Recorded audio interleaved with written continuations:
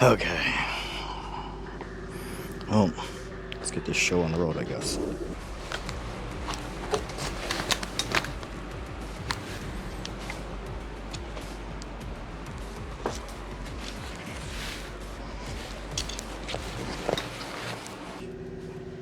So today I'm going to bring you a kit breakdown of what I run and why I run it and what items I use.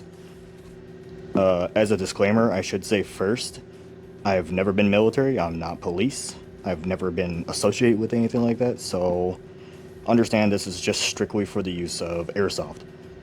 So we'll start with the helmet. That's I like to start from top to bottom. I think that makes the most sense. So what we have here is a Team Wendy's exfil ballistic helmet with a Team Wendy's helmet cover that obviously goes with for the Gen 3 rails. That's just how mine came. I believe that's just how they all are coming nowadays. Unless you bought a really old gen, it was probably 2.0 rails.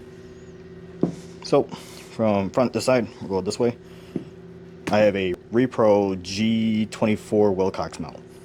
I don't have nods, so I'm not going to run anything on it. That's mostly for the pure aesthetic. I don't really like this just being bland in the front. That's just how I run it. I've seen people run night vision on this. I wouldn't necessarily recommend it, especially unless you have like bungees to help protect that.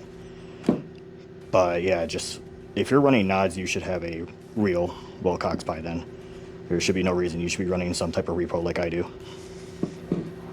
For my camera, I have a Sony AZ1, I believe it is. I'm not too entirely sure. I'll put a link in the description for that. That way you guys can see officially what it is and what I run. Right here, you can see I run OpsCore amp arms to my Peltors, which are comtac 5s. I ran, I believe, comtac 2s for about 2, maybe 3 years until before I upgraded, and I can't say there's too much of a difference. I don't think there is. I think the main difference was the mic quality, in all honesty. Other than that, highly recommend running gel cups for if you run these specifically, because they save you headaches, quite literally. Coming to the back, I have this here, just a patch to help maintain the cord retention in case this doesn't get snagged. So I'll put it down like this, nice and tight, stick it back through here into the battery. Battery is just a external battery. I'll probably put a link in there if you guys want that, I guess. I don't think it's that important. This is a Ferro Concepts battery retention. It's pretty neat. Very pricey. I mean, you can do the Tomahawk, I believe, or the Mohawk, or whatever it's called, which you normally see people run, where it's all one thing. Honestly, those work great too. I just so happened to get this because I wanted to try it out, and I haven't looked back. Can't say it's much different from anything else, but here we are. This is a Repro light that's just a green light with a white flash on it. So if I do like a night game that's not specifically like Milsim West or like AMS, I might have that on. I really doubt I would, but I have that on usually for here, for CQB. I'll have it on if I'm on like the band's team. I have a light on top of my head, so it makes it easier to tell that I'm on their team. Coming to the other side, we got a fog patch. Nothing special about that, it's just a patch. And that's the Team Wendy's. It's incredibly hot in here. Next up, we got my Ferro Concepts plate carrier, CPC V5. So I like to start from the top. These are Axel pads, and I would highly recommend. If you don't run pads and you don't get shoulder pains or neck pains, fine. I used to do that with my JPC for a really long time. I didn't run any type of pads. But Ferro's specifically, it doesn't seem like their straps or their socks are very comfortable, and after long use, especially with plates, it really bears down on your traps, and it's just not fun. So my fix was Axel pads, and I've never looked back. I would highly recommend these if you have that type of problem. Medical shears, nothing special about that. This is specifically by 511. I just bought the packet that I got with it. Front admin pouch. So typically I'll run some type of marker, extra batteries. Usually I have a triple battery in here for my contacts in case I need it. Or even map plans if I need that as well. In the front right here, we have another Ferro Concepts triple M4 pouch. I don't know the name specifically. I'll probably put a link in it for you guys. That way you can see it. There's kind of splitting hairs here. I don't really particularly like the elastic. I got it because they didn't have the other one I wanted in stock. And the reason behind I don't like the elastic, because after repetitive use and just over time, these are going to wear down. You can make the argument that the other ones would wear down, but these wear down so much more faster in my opinion. Take it with a grain of salt. Ferro Concepts Dangler. Usually, as of right now, I keep my primers in here because I run a grenade that uses primers. But if I go to like an outdoor event, this could be like my snack pouch, or it could be realistically be anything at that point, because you're going to see on my plate carrier I run a lot of pouches. To the side, I have my tourniquet here. I run specifically 2 tourniquets. I think running two tourniquets in general is a good idea, whether it's real or not, because a lot of games you can use the tourniquet. I got one on here, one on my belt, one towards the front, one towards the back. That way, no matter which way I'm facing it, whatever way I die, there you can get to it. Just a general purpose pouch here. This is a Repro, not specific to any type of company like Cry. It's just a Repro, nothing special. I expect this to die pretty fast because of stitching. We all know Repro is not the greatest. Coming to the back, got more Ferro Concepts dual bag. The top side will specifically service as like smokes, and this will be like grenades or even tag ends for my buddies. I've like taken on the role myself to kind of be the more supply side of things. So if my buddies got run tag ends and they don't really necessarily have the space for it, I'll run it. I'll have it on my back. So if they need a tag end, I'll just turn to the back. They'll go to the top, because these will be labeled eventually to what's holding what. To decide that, I do have a hydro pouch. Again, Ferro Concepts, nothing special. Just holds a 2 liter. Really cool. Here, you might be wondering why this is upside down, or if I'm just trying to follow some cool guy stuff. Me specifically, I cannot run it the other way facing upwards because of my shoulder mobility. It's not the greatest. I know, I should be stretching. I don't do it. Sue me. So I run this so I can reach to the back and just pull straight down and go right into my gun. That is the fix as of right now until I get better shoulder mobility. Until then, that's how it's going to be. This is a Repro from Spiritus Systems spud pouch. So this isn't a spud pouch. It is a Repro, and there was a video that a guy did on it where he ran the real one and the fake one, and the fake one actually kept up with the real one in its lifetime. So I think that's another thing you take it with a grain of salt on that one if you want to do Repro. I'm doing it as placeholders to see how I really want to build out my plate carrier and what I can and can't do. Right here, nothing special, just a knife. This is on my weak side of my hand in case my gun side for some reason is no longer operable.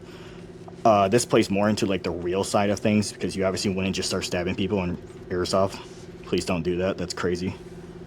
But this is just where I want it. So for Airsoft, I'll take this out. That way it's not on me. I'll stash this away, or I'll give it even into a ref. That way, like, hey, hang on to this for me.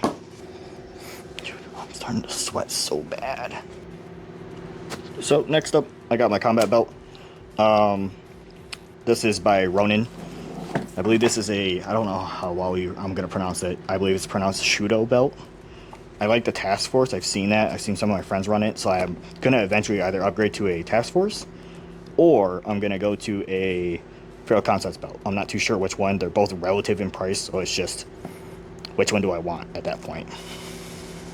As you see, I run a carabiner here. This is going to get replaced by I believe it's called a tactical clip. There's probably a real name for it that I just don't know about.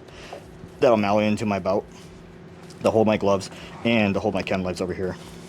But until then, that's what it does. I do run gloves. I love running gloves. I think running gloves is like the best thing ever.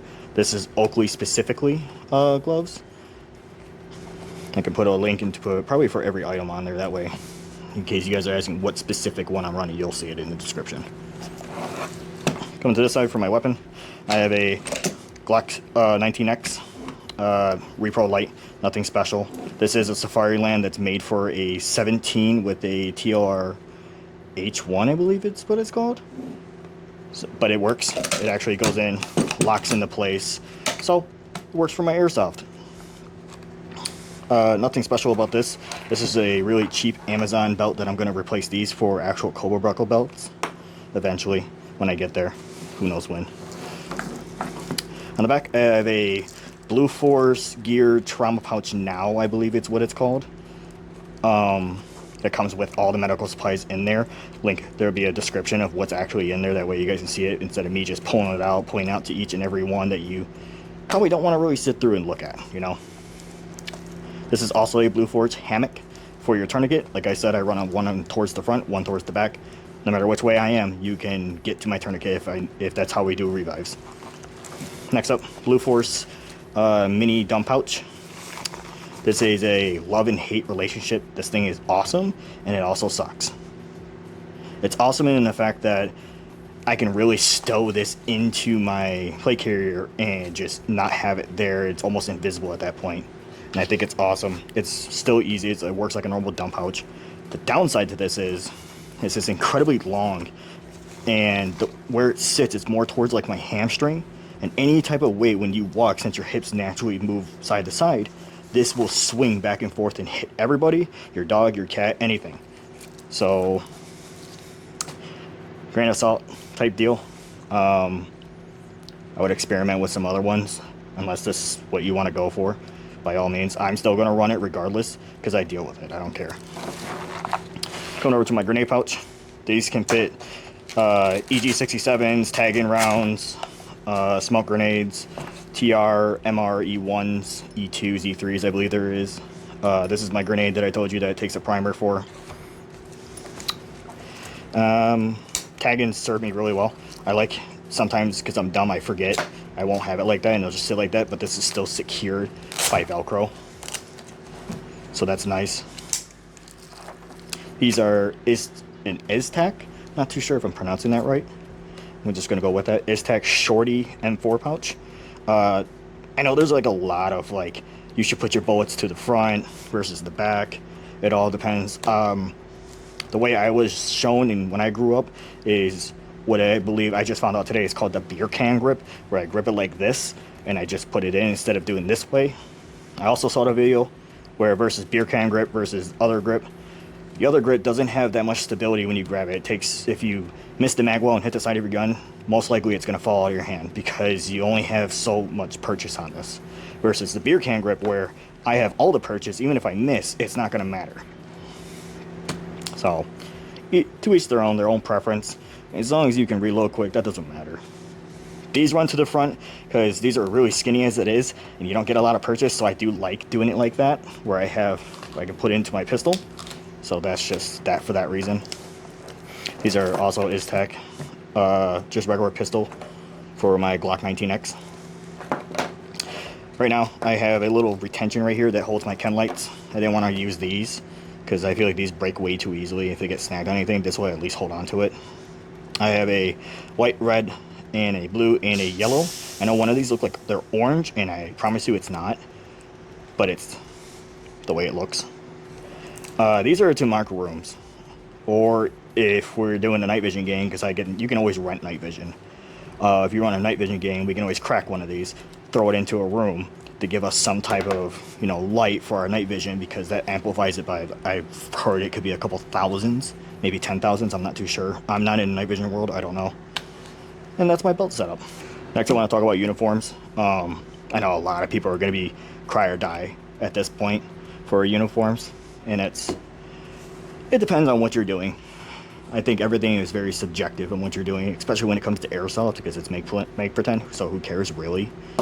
If you have the money for cry, do it, fuck it, who cares? If you have the money, don't put yourself in a deficit where you couldn't afford it in the first place, and now you're really fucking yourself.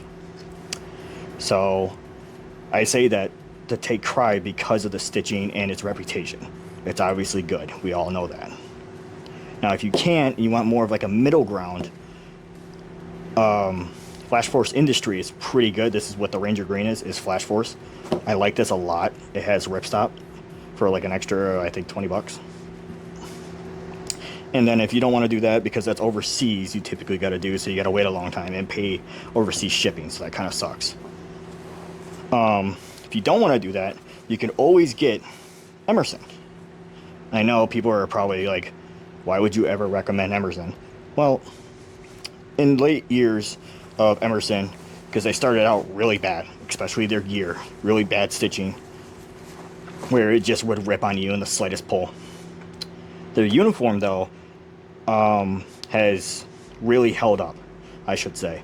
And it's not like I'm particularly nice about my uniforms. I go through everything and anything, and I don't really care, because that's how I view uniforms to be, especially combat, like specifically combat uniforms. If you can't go through a bush because you're scared of ripping it, you probably shouldn't either wear that, or you shouldn't invest the money into something that's going to prevent the rip. One of the two. You know, it's like you guys see some of the cry guys out there that won't even dip their stuff in mud. And that's like mind-boggling to me, because that's what it's made for. Get your shit dirty, it doesn't matter. Just scrub it down, make sure you clean it. So, last but not least, shoes. I'm a very avid speed cross for Salomons. I love Salomons. Specifically more of their boots where I have ankle support. Their speed cross versions are really nice. Unfortunately, my job requires me to walk a lot, and I typically just use whatever shoe I got. So if I have speed crosses, I'm just going to use the speed crosses, and I kill the undersides really, really fast.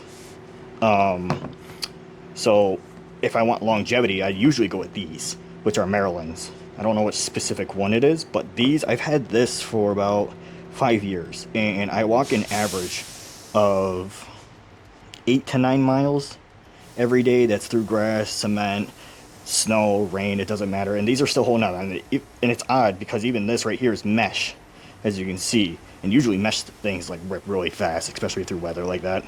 But these has held up amazingly. So those are my 2 recommendations. After that, I mean, it's based on your foot. And if you got bad feet, then you should probably see a doctor, and they'll tell you. Alright, cool. Another disclaimer, it's incredibly hot in here, so if you see sweat, sorry. I don't know what to tell you, I'm fat. It is what it is. Other than that, again, the disclaimer is, I'm not police, I'm not military, I've never been police, I've never been military, so I don't have real world experience in the equipment that I run. I just use it for airsoft, and it's just what I particularly like. Especially since my friends have run it, I've tried their stuff, and I really liked it, and it's been true. So, everything you take, grain of salt. That's going to be like the main thing. It's just grain of salt. And just customize your stuff to the way you like it. It doesn't have to be a carbon copy of the 75th Rangers or Marine Recon, whatever it may be that you and your friends really like. It doesn't have to be a carbon copy, because some of the stuff just doesn't make sense to run for you versus them. Theirs is always mission based, so they change their carriers all the time. And you might see a pouch there and you're like, why is that there? This is dumb. So run it to you. So if you like to be lightweight, JPC. If you like gear, JPCs or chest rig. Chest rig is, I might be getting rid of my bike gear for a chest rig, or just get a chest rig eventually.